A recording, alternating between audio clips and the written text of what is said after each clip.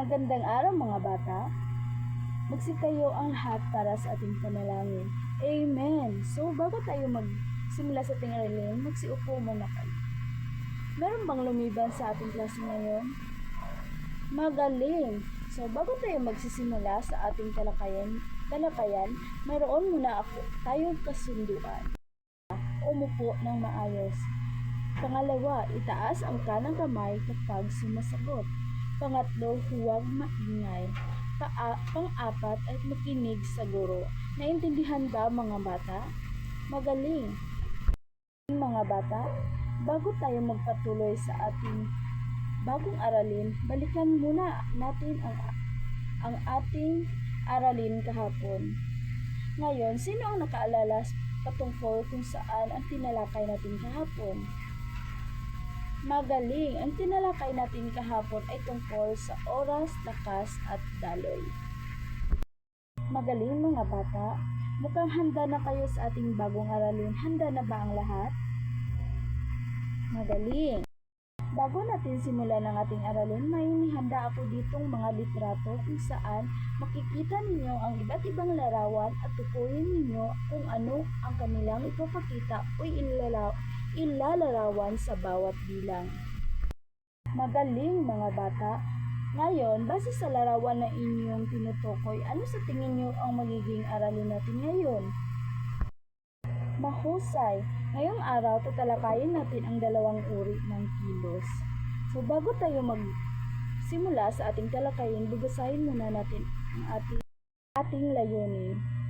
Sa pagtatapos ng aralin, ang mga mag-aaral ay inaasahang: una, natutukoy ang mga kilos lokomotor at di-lokomotor na ginagamit sa mga aktibidad na may kaugnayan sa tao, bagay, musika at kapaligiran. Pangalawa, naiigalaw ang mga kilos lokomotor at di-lokomotor sa mga aktibidad na may kaugnayan sa tao, bagay, musika at kapaligiran. Pangatlo, naipamalas ang pag-ingat habang isinasagawa ang kilos ng lokomotor at di-lokomotor. Ngayon, may dalawa tayong uri ng kilos, lokomotor at di-lokomotor. Alamin natin ang pagkakaiba ng dalawa. Unahin natin ang kilos lokomotor. Ang lokomotor ay mga galaw ng katawan na umaalis sa pwesto o lugar kung sa English ito ay tinatawag na displacement. Maaari ba kayong magbigay ng halimbawa ng mga kilos lokomotor na isagawa niyo nga sa pang-araw-araw na buhay? Magaling!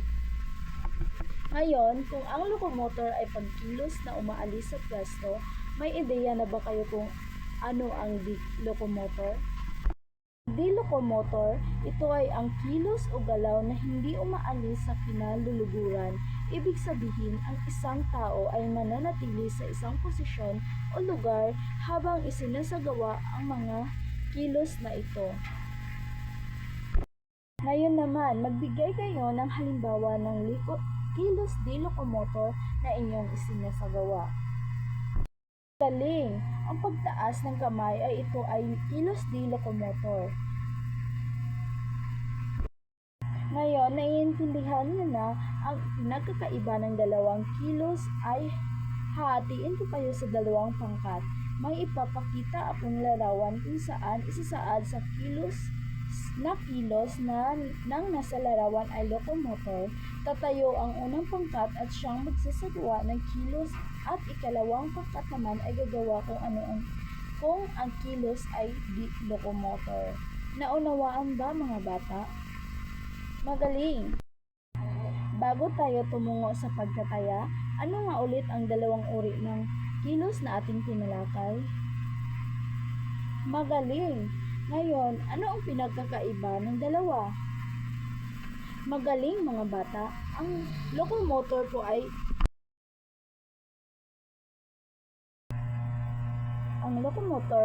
ang mga kilos na umaalis sa pwesto, at ang di-lokomotor naman ay ang kilos o galaw na hindi umaalis sa kinaluluguran.